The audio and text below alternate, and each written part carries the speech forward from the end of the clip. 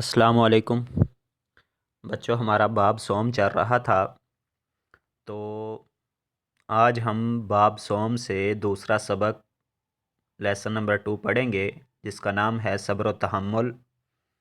تو پہلا سوال اس کا ہے، سوال نمبر 1، جو مختصر جواب دیں جو ایک جملے سے زیادہ نہ ہو۔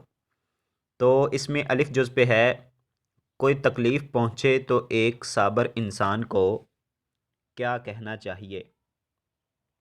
تو بچوں، اس کا جو آنسر ہے وہ پیج نمبر 18 پہ موجود ہے۔ میں آپ کو مارک کر کے بتا دیتا ہوں، لیکن ساتھ میں اس کے کچھ ایڈ بھی کرنا پڑے گا جو آپ کو میں بتا دیتا ہوں۔ یہاں سے یہ سارا یہاں تک ایسے نہیں پتہ چل رہا تو میں اس طرح سے اس کو مارک کر دیتا ہوں، یہاں سے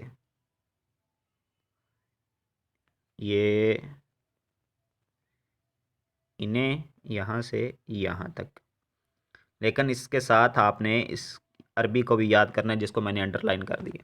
تو اس کا جملہ کچھ اس طرح سے بنے گا کہ صبر کرنے والوں کو جب کوئی مصیبت پہنچتی ہے تو وہ کہتے ہیں انا للہ و انا الیہ راجعون، اس طرح سے۔ اور اس کے بعد یہ اس کا ترجمہ ہے جس کو میں ابھی انڈر لائن کروں گا۔ کس کا ترجمہ ہے؟ وہ ہے انا للہ و انا الیہ راجعون۔ جو عربی عبارت ہے اس کا ترجمہ یہ ہے کہ ہم اللہ ہی کے ہیں اور اسی کی طرف لوٹنے والے ہیں، یہ اس کا ترجمہ ہے۔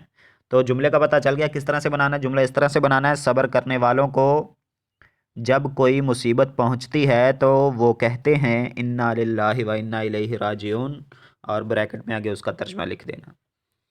اس کے بعد سوال نمبر جو 2، مطلب بے جز ہے تحمل کے معنی بیان کریں۔ تو اس کا جواب بھی میں آپ کو مارک کر کے بتا دیتا ہوں، یہاں سے لے کر یہاں تک، یہاں سے نہیں، اس کا جواب یہاں سے شروع ہو رہا ہے، یہاں سے، یہاں سے۔ لیکن آپ اس کو کٹ کر کے یہاں پہ لفظ لگاؤ گے تحمل کے معنی ہے، یہاں پہ جملہ لکھا ہوا ہے اس کے معنی ہے، تو آپ اس کی جگہ پہ لکھو گے تحمل۔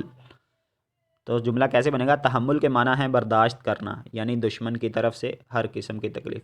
تو اس میں دشمن کی طرف سے کوئی تکلیف دی جائے وہ بھی برداشت کرنی ہے، کوئی نازیبا قسم کے الفاظ آپ کی ذات کے لیے استعمال کیے جائیں آپ نے وہ بھی برداشت کرنے ہیں، آپ کو کوئی نقصان پہنچایا جائے مالی یا جانی طور پر آپ نے وہ بھی برداشت کرنا ہوتا ہے۔ یہی تحمل ہوتا ہے کہ کسی چیز کو برداشت کرنا۔ اور اپنی زندگی میں اگر کوئی مشکل چیز آ جاتی ہے، کوئی مشکل مرحلہ آ جاتا ہے، تو مرد بن کر اس کا مقابلہ کرنا اور اپنی منزل مقصود تک پہنچنا، اس کا نام ہوتا ہے جی تحمل۔ یہی چیز یہاں پہ لکھی ہوئی ہے۔ اس کے بعد ہے ایمان والوں کو مصیبت اور مشکل کے وقت کیا طرز عمل اختیار کرنا چاہیے؟ تو اس کا جو جواب ہے وہ پیج نمبر 19 پہ موجود ہے۔ یہاں سے لے کر اگر آپ یہاں تک پڑھو گے تو آپ کو سمجھ آ جائے گی کہ یہاں پہ کیا وہ جواب ہے، لیکن جملہ یہاں پہ نہیں بنا ہوا۔ جملہ میں آپ کو بتا دیتا ہوں، جملہ آپ بناؤ گے ایمان والوں کو مصیبت اور مشکل کے وقت صبر و تحمل سے کام لینا چاہیے، صبر و تحمل سے کام لینا چاہیے۔ یہ آپ اس طرح سے اس کا جملہ بناؤ گے۔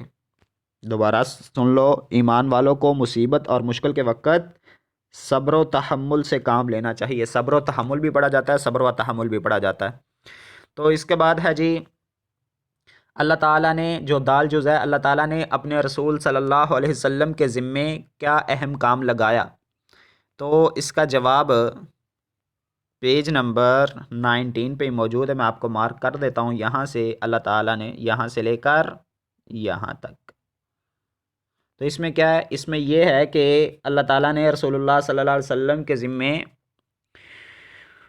اسلام اور قرآن کا پیغام عام کرنے کی کوشش کرنا، یہ کام ذمہ لگایا۔ مطلب اسلام اور قرآن کا پیغام عام کرنے کے لیے بھرپور کوشش کرنے والا کام نبی صلی اللہ علیہ وسلم کے ذمے ہے۔ اس کے بعد سوال جو ہے جز ہے، رسول اللہ صلی اللہ علیہ وسلم نے اسلام اور قرآن کی دعوت کا کام کتنے عرصے میں مکمل کیا؟ یہ بھی پیج نمبر 19 پہ موجود ہے، جہاں پہ یہ ہے 23 سال. اس کو پڑھو گے، اس سنٹینس کو جس کو میں نے انڈرلائن کیا، تو آپ کو پتہ چلے گا 23 سال. لیکن اس کا جو جواب ہے، جو آپ نے سنٹینس بنانا ہے، وہ آپ اسی سوال کو اگر سامنے رکھو گے تو وہاں پہ آپ کا سنٹینس مر رہا ہے. رسول اللہ صلی اللہ علیہ وسلم نے اسلام اور قرآن کی دعوت کا کام 23 سال کے عرصے میں مکمل کیا. تو یہاں پہ 3 لفظ ایڈ کرنے ہیں تو آپ کا جواب بن جانا ہے اسی سوال کے اندر. رسول اللہ صلی اللہ علیہ وسلم نے اسلام اور قرآن کی دعوت کا کام 23 سال کے، ایک 23 لفظ، ایک سال، ایک کے، تو 23 سال کے عرصے میں مکمل کیا. اس جگہ اس طرح سے یہ جملہ بن جائے گا. اس کے بعد ہے جی، رسول اللہ صلی اللہ علیہ وسلم کے دانت مبارک کس غزوہ میں شہید ہوئے؟ میں پہلے بتا دیتا ہوں کہ سنٹینس کون سا پڑھو گے تو آپ کو جواب سمجھ آ جائے گا. تو وہ جملہ ہے جی یہ والا، اس کو میں نے انڈر لائن کر دی ہے. لیکن جملہ کیسے بنانا ہے جواب لکھنے کے لیے، وہ آپ اگر اسی سوال کو سامنے رکھو گے تو آپ کو وہ جملہ آپ کے لیے بن جائے گا. رسول اللہ صلی اللہ علیہ وسلم کے دانت مبارک غزوہ احد میں شہید ہوئے. صرف کس کے لفظ کو کٹ کر کے غزوہ کے بعد احد کا لفظ لگاؤ گے تو یہ آپ کا جواب تیار ہے، یعنی کہ وہ جملہ آپ کے لیے بن جائے گا، رسول اللہ صلی اللہ علیہ وسلم کے دانت مبارک غزوہ احد میں شہید ہوئے. اس کے بعد ہے سوال نمبر 2، خالی جگہ پر کیجئے. تو اس میں پہلی الف جز پہ ہے صبر کے ڈیش ہیں اپنے آپ کو قابو میں رکھنا. تو صبر کے معنی یہ میں آپ کو دکھا دیتا ہوں، یہ میں اس کو انڈر لائن کر دیتا ہوں. یہ اس سبق کی پہلی ہی جو لائن تھی، صبر کے معنی ہے اپنے آپ کو، تو یہاں پہ لفظ معنی آئے گا. اس کے بعد بے جز ہے قرآن پاک نے ڈیش کا بیان بہت اچھے انداز میں کیا. تو اس جو یہاں پہ یہاں بھی لفظ صبر آئے گا، اس کو بھی میں نے انڈر لائن کر دیا پیج نمبر 18 پہ، یہ وہ جملہ لکھا ہوا ہے. ٹھیک ہے جی. اس کے بعد ہے جی جیم جز تمام آزمائشوں میں اپنے آپ کو ڈیش کے سپرد کر دینا چاہیے.